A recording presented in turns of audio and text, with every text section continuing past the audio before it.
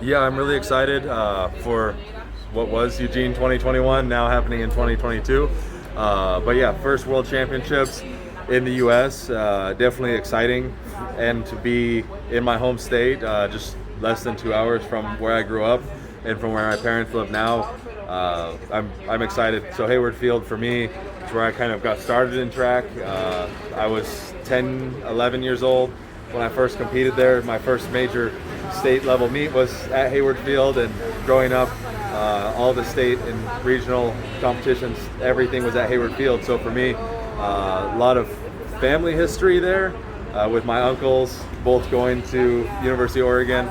My cousin went there. I feel like I'm one of the only ones that didn't go there in my family, but have a huge attachment to Hayward Field and the state of Oregon. So I'm excited to go back, and most of all excited to see performance-wise what I can do. Having a major championship close to home, I've never had that, and I think no Americans have. So I'm excited to see what I can do, what Team USA can do when we have a World Championships at home. In terms of profile, can you walk down the street at all now? Do people recognize you? Yeah, definitely a lot more after this Olympics. I mean, going into 2016, I was kind of like, I was fresh out of college, the kid that nobody really knew, and I've been doing it, I guess, 5 years now as a professional, and so it's definitely changed a little bit back home. People definitely recognize me more. I'm not a huge fan of that. I mean, I love the support, and I appreciate it, but I'd like to be able to go to the grocery store and get milk and eggs. But no, it's been a great community outreach, and so it's awesome to see kind of the influx of interest in track and field that I feel like in part I've been able to bring, also the Olympics have been able to bring, and so I'm excited to hopefully continue to grow the sport in the U.S.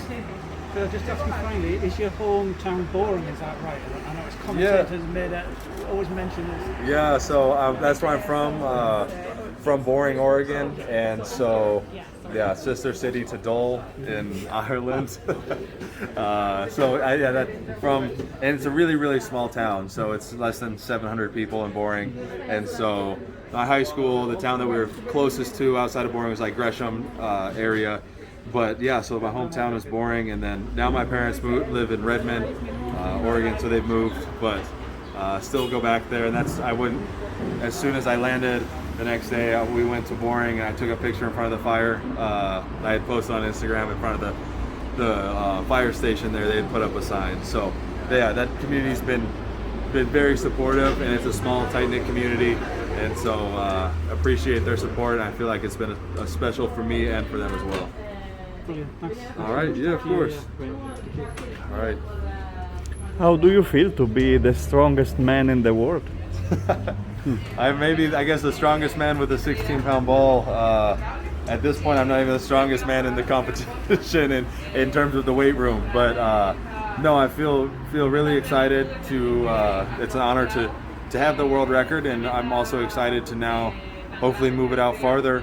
That's, like I was saying in the press conference earlier, the exciting thing about being a world record holder is I feel like it's easier to get a new world record because now I'm just competing against myself.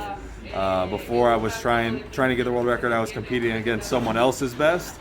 I feel like it's easier for me, the way I view the sport, to improve on myself than it is to try to push myself to be better than someone else. Is there something of Italy in your career, in your life? No, nothing. Nothing. Italy? Yes, nothing of Italy. Are you talking about for ancestry or for like competitions? Both. In your life, nothing. So for me, I went to Italy in 2009 for the World Youth Championships, and so that was my first international competition. Was in Italy, in Bressanone. In Bressanone. Yeah, for 2009 World Youth Championships.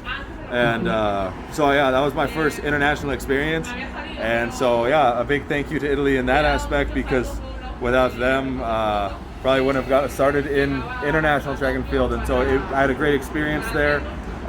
Beautiful city, beautiful scenery, and it was my first international competition was a fantastic experience. So thank you to Italy for that. But as far as ancestry, most from most of my family comes from Germany and from Sweden for the most part, and Netherlands as well.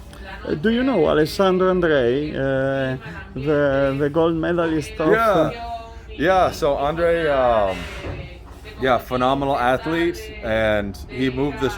He had up until I believe, up until the Olympics. Los Angeles 84. Los Angeles so 84. he had the best day of throwing in history up until the Olympics just a few weeks ago. The first person ever to go 6 throws over 22 meters.